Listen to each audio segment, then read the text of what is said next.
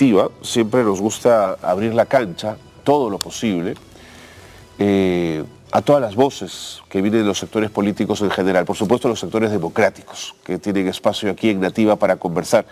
Y el Partido Morado lo es. Luis Durán, su presidente, está con nosotros. Y yo quiero agradecerle muchísimo que se haya tomado el tiempo de venir un ratito a Nativa. ¿Cómo te va, Luis? Bienvenido. Hola, Carlos. Muchísimas gracias por la invitación y felicitaciones por el avance notable de tu programa, los temas que estás tratando. Vas a ser recordado como una resistencia democrática en este momento difícil. Te lo digo hoy día y estoy muy feliz de estar contigo. Te lo agradezco mucho, Luis. Valoro mucho lo que dices. Vamos al fondo de la conversa. Yo estoy impresionado del nuevo presidente del Congreso. Es decir, no solo fabrica leyes en su beneficio, que le libran de 8 años de cárcel, Luis, sino que además se construyen en el Cusco casas de 5 pisos que debían ser de 2. Luego intenta hablar con el alcalde a ver cómo resolvemos la cosa.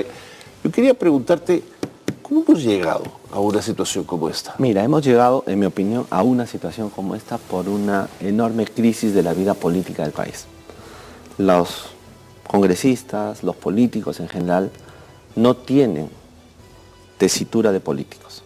Y no la tienen porque no se han formado para ser políticos. Y por lo tanto son personas absolutamente improvisadas. Su propia vida es improvisada. Este señor ha sido periodista, es abogado y ha creado a través de esas relaciones un cóctel en la ciudad de Cusco. Su influencia periodística le ha llevado a intervenir en juicios, en procesos, y es parte del proceso de la informalidad de este país. Entonces, para mí el primer problema es cuál es tu historia de vida. Entonces, todas estas personas que están en el Congreso, todos, son personas improvisadas para la política. Y ese es el primer problema. Pero luego ya tienes un segundo problema, el descaro en relación con la ley. La ley en el Perú no se respeta. La gente cree que va a salir impune. Pueden decir cualquier cosa, pueden hacer cualquier cosa y no hay mecanismos para arreglar. Y me parece, Carlos, que ese es el gran problema. Es como un asunto de viabilidad institucional. Tenemos que arreglar esto. ¿Cómo lo arreglamos? Imperio de la ley. Todas las personas, cada ciudadano debe saber que el político, el más alto, tiene que estar sometido a la vigilancia de todos y por lo tanto debe responder por sus conductas. Hasta ahí de acuerdo, pero es que es este mismo político el que ha modificado la ley en enero para su propio beneficio. Bueno, entonces ahí tú ves la siguiente cuestión. Por eso es que nosotros gritamos hasta el pulmón que se vayan todos. ¿Por qué? Porque detrás de esto hay una componenda. Hay un proceso institucional en el Congreso para defenderse, para no querer irse. Entonces cuidan, crean leyes con nombre propio, se inventan situaciones de poder, de crisis para resolver problemas. Esa ley no tenía ningún sentido. ¿Por qué se hizo esa ley? Porque les convenía a ellos. Claro. Pero para eso construyeron un proceso mediático con sus amigos y operadores políticos y sociales para decir, necesitamos una ley. Se autojustificaron y votaron por su ley. Pero mira la irresponsabilidad. Puede alcanzar a los cuellos blancos. A todos. ¿No es cierto? Y Nostroza puede beneficiarse con eso. Y ahora yo te pregunto, ¿tú crees que esas fuerzas ocultas no están detrás de todas estas crisis para lograr ese tipo de prebendas?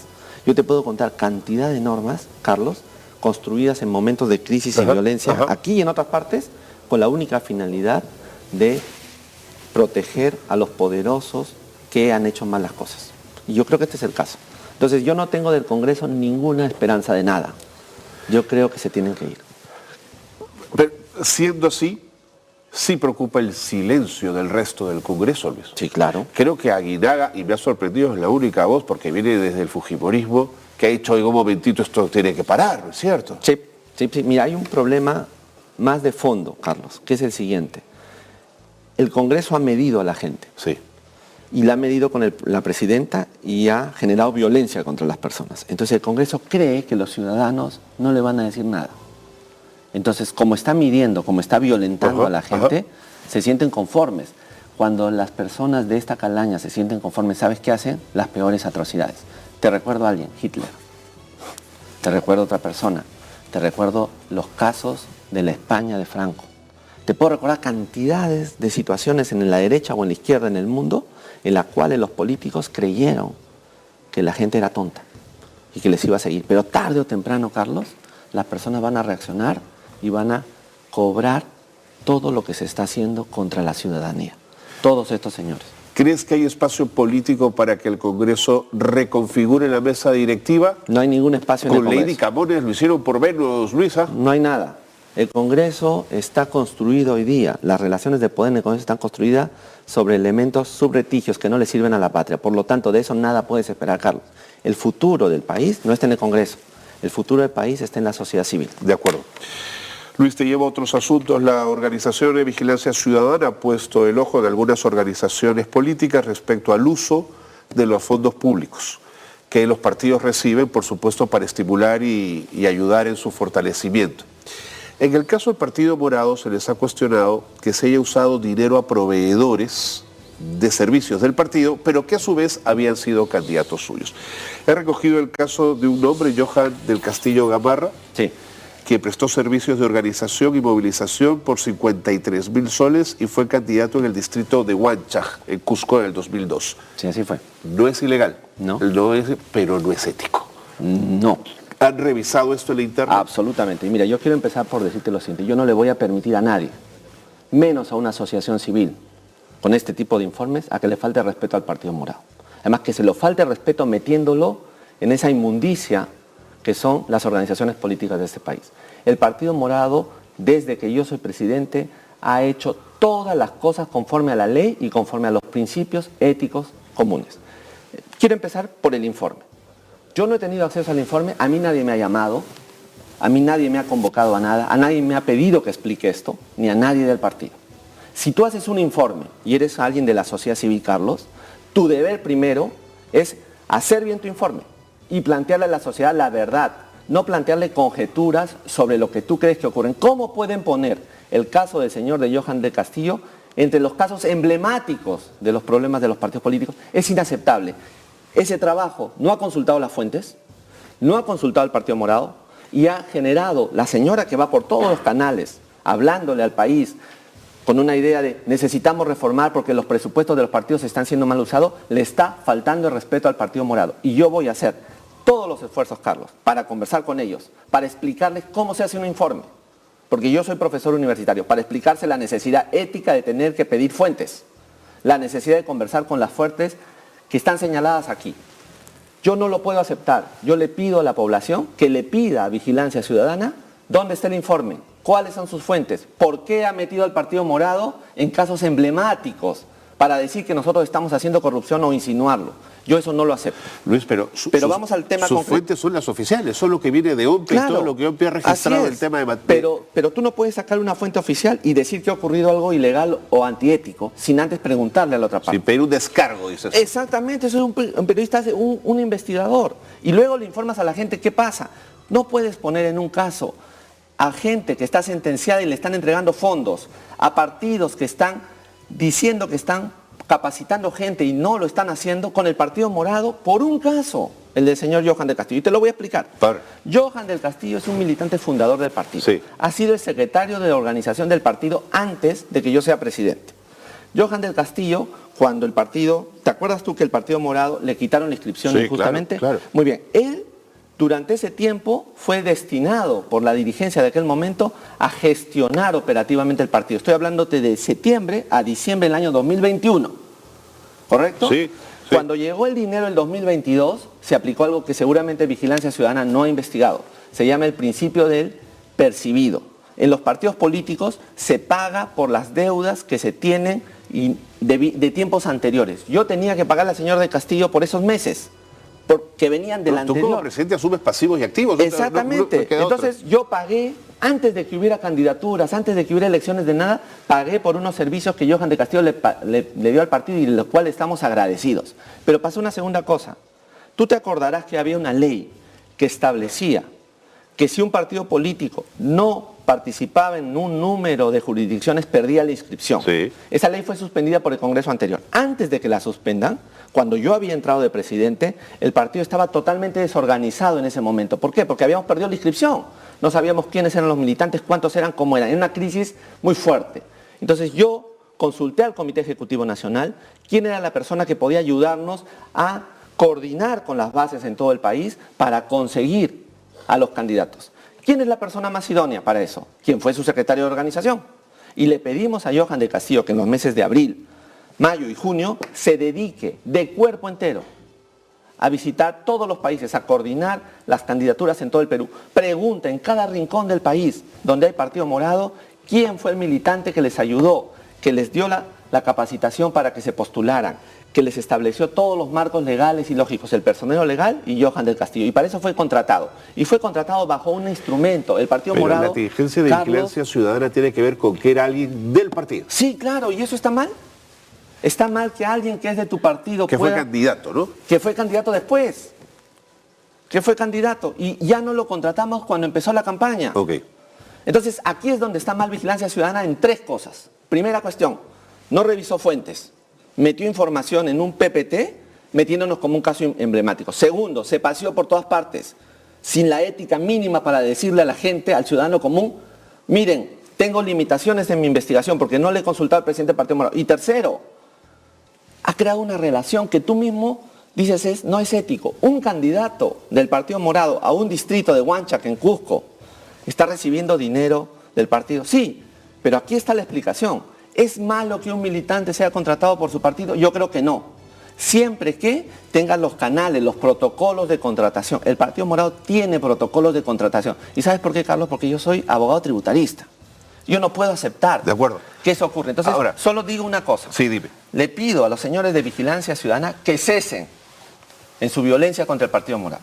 Porque si no lo hacen, yo voy a tener que tomar las medidas legales correspondientes. Yo no acepto, por la historia del Partido Morado, que nos metan en el mismo bolso de corrupción o de relaciones de otros partidos. Nosotros, señores, no somos iguales a otros partidos.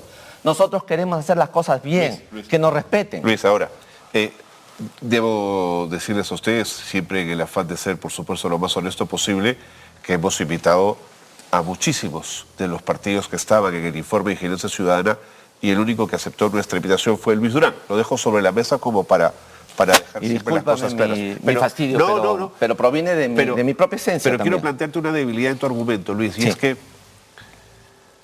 tú dices, no podemos estar dentro de un informe porque no se nos ha consultado al respecto. Estoy seguro que tampoco se le ha consultado nada a Vladimir Cerrón y está dentro del informe y lo que ha hecho es una vergüenza, sí, ¿no es cierto? Pero entonces 129.000 soles, ya me dirás. Estoy de acuerdo, pero creo que no es un defecto de mi argumento, es un defecto de la ONG. Porque si tú vas a presentarle un informe... Mira, Carlos, lo voy a plantear de esta forma. El ciudadano no cree en los partidos políticos.